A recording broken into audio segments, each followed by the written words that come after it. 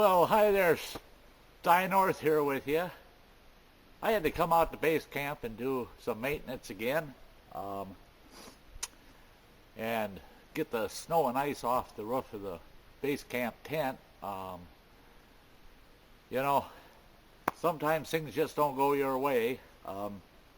We ended up with a tear in the tent about, a foot long, so I'll be doing some tent repairs this spring. But as my old granddaddy used to say, if you didn't have bad news once in a while, what would the purpose of good news be? So, from this point on, the rest of the day should be all good news. So what I'm doing is I'm out here working, and I decided, well, I'm out here anyway. It's a little bit of a chore to get out here. The snow's pretty deep. I had to use snowshoes in today. So I figured I'd do a Sty story out here. This is where our main fire pit is. There's a big old pine log here that people like to sit on. The fire's right out front here, usually a little closer to the camera off to that side. I'm going to start a little micro fire here just to warm up a little bit. I'm going to have a cup of coffee, and I think I'll do a Sty story. And so stick with me. I'm going to get my fire going, and then I'll come back on and we'll do a little Sty story. Okay, folks, I got a fire going. Hopefully the smoke won't interfere too much with the video. Got just a mild little breeze going on, and hopefully that'll blow most of the smoke away from the camera. The reason it's so smoky is everything out here this winter is covered in ice. Even the dead standing stuff, everything's just covered in ice. So there's a lot of moisture in that wood, and it takes a while for it to burn that moisture off, so you get smoky fires when you first start them up. Once they get going real good and hot, then the smoke goes away, of course. So I promised you a Sty story out here at Camp W.T.F. We're here, like I said, this is where our main fire pit is. It's out front of me here. We have two log benches back here that clients sit on around the fire. They all sit up here on this big pine log we have here. And we sit around here and we tell tales. Talk about our experiences and things we've done and things we hope to do. Well, so I thought this is a good place to tell a Sty story. I tell enough of them out here. So I think what I'm going to tell you for a story today is this is going to be a story about when you venture out in the wilderness, you're going to run into things that no classroom's going to teach you. Somebody might mention it to you and say, look out for this, look out for that. But a lot of times that doesn't stick in your head. It's not until you're out there and you come face to face with a situation before you actually learn from that experience. Well, here's one that I learned from the hard way. Sometimes you don't learn the easy way. Sometimes you don't have someone there to help you out to teach you. Well, the reason I thought of this story was because I'm out snowshoeing today. And that's what was going on. I was out west up there. I was up in the high country. And I mean high country. I was way up. I don't even know. I was getting close to the tree line, the top of the tree line. And I'm snowshoeing, of course. We probably had about 15, 20 inches of fresh snowfall, so it was fresh powder. So I was wearing a really broad pair of bear paws because the snow was so soft. Well, I got way up on top of this ridge, on top of this mountain, close to the crown of this one mountain. Well, the top of that mountain was covered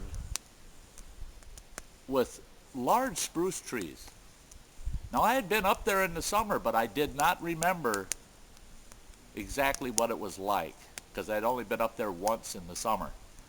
So there I am. I hike all the way up to the top of this thing. And I'm on snowshoes, like I said. And I have to pee. Not now, back then. So I had to pee. Well, I looked and I saw this. This is about a 12-foot tall, spruce tree. And I thought, well, I'll just walk over and I'll pee by that spruce tree. Fatal error. Oh my goodness. So I go snowshoeing up to that spruce, and I've got a pack on, not like this pack. I've got a regular frame pack on, kind of heavy. I walk up to that spruce tree. I get up there, and I just thinking that I'm going to pee here. Next thing you know, I'm gone. I'm falling through spruce boughs, tumbling, and finally came to rest upside down. My snowshoes are actually holding me upright that I didn't land on my head and break my neck. I managed to wiggle around and crawl out of there and get upright and drop down to the ground, and I looked up. My gosh, that 12-foot spruce tree, was at least 25 feet tall. That's how deep the snow was on top of that mountain. It was at least 12 to 15 feet deep. And I walked up to what I thought was a little Christmas tree to tinkle, and the next thing I know, I'm falling through the face of the earth. Now you can imagine, I fell down in there, totally surrounded by snow, and all the boughs of this big spruce tree. Got to take my snowshoes off, took some cordage, tied them to the snowshoes, and then I tied it up. It had a nice long, about a 30-foot piece, tied it around my gun belt. I was wearing a sidearm, tied it around my gun belt. Had to take my pack off, and I had to tie that to a separate line and tie that to the other side of my belt. And I proceeded to climb a tree. Now, how many times have you fallen down in the snow and had to climb 12, 14 feet up a tree so that you could stand back up? That doesn't happen often, but it happened that one time to me. And I'll tell you what, if I'm ever up in the high country and I see a nice pine tree standing there and I see that it's 10, 12 feet tall, I'm going to assume that thing's 20 or 30 feet tall, and I'm not getting anywhere near it. Now when you're down here in the lower country, that's not going to happen. But out there, you get up in them high mountains, it's amazing how much snow is up there and what can turn around and bite you when you're not expecting it. And that was one time it bit me. Now if I would have gotten hurt, if I would have gotten injured, if I would have broken a bone, especially an arm, I would have never been able to climb out of there. Broken a leg, same thing. So I was very fortunate. Just a few bumps and bruises. But that could have turned into a very, very bad situation for me. I'd probably still be camping under that tree. So keep that in mind if you're ever out west and you're up in that high country. Don't be walking up to those pine trees unless you're pretty certain about how deep that snow is around that tree. Thanks for listening to me. All of us here at Camp W.T.F. say hello, Jim and Rory. I'm glad you came and joined me out here today on my maintenance hike. I think what I'm going to do now is I think I'm going to hike out to the beaver pond. Maybe I'll do another video out there. We'll see what happens.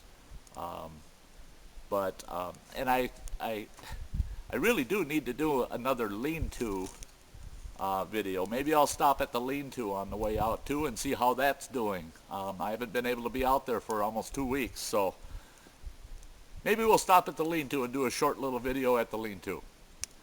Thanks for watching, folks. Keep hitting that like button. Leave your comments. Sty loves to hear them. Thanks a lot again. We'll see you later.